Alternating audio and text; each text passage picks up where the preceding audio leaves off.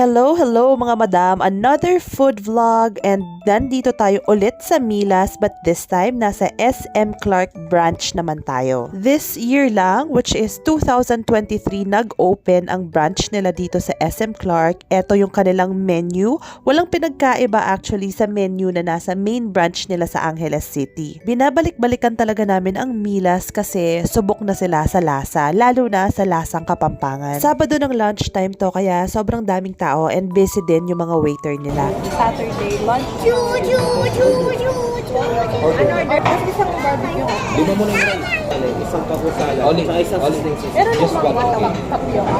Salamat po. Sugar. Siyempre, hindi mawawala sa order namin ang sisig.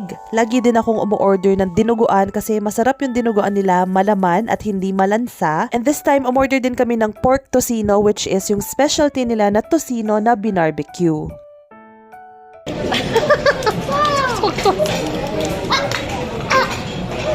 It's not hot dog.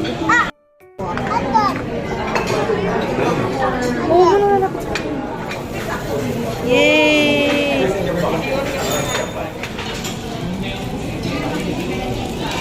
Yung sisig nila dito ay may pagka-crunchy, may pagka-crispy. Kaya pagka-serve sa'yo, mas maganda na ihalo-halo mo na agad siya para hindi dumikit yung sisig sa mismong sizzling plate. Tapos itong pansit nila, masarap din, malasa siya, hindi maalat. Saktong-sakto lang sa panlasa namin. Yung tocino, barbecue, medyo may sunog na parts pero feeling ko dahil sa asukal yon. Itong pako salad, lagi din naming ino-order. Barbecue tocino.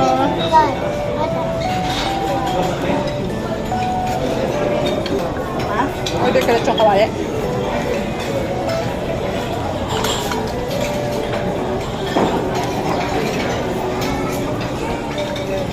don't want it anymore. I'm full. I'm full. I want to put all these bigger. This is bigger than mine. Olivia, lechon kawale. Bad one. Yung dito, kalasa pa rin niya yung sa original. Before you get me some, Yun nga lang, but then you want understaffed lang.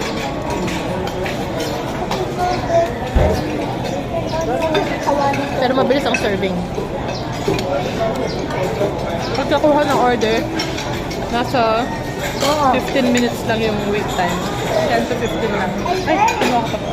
Overall, recommended talaga yung mga food nila dito. Ito yung tipong magbabayad ka na sulit ang binayad mo at lalabas ka sa resto na busog.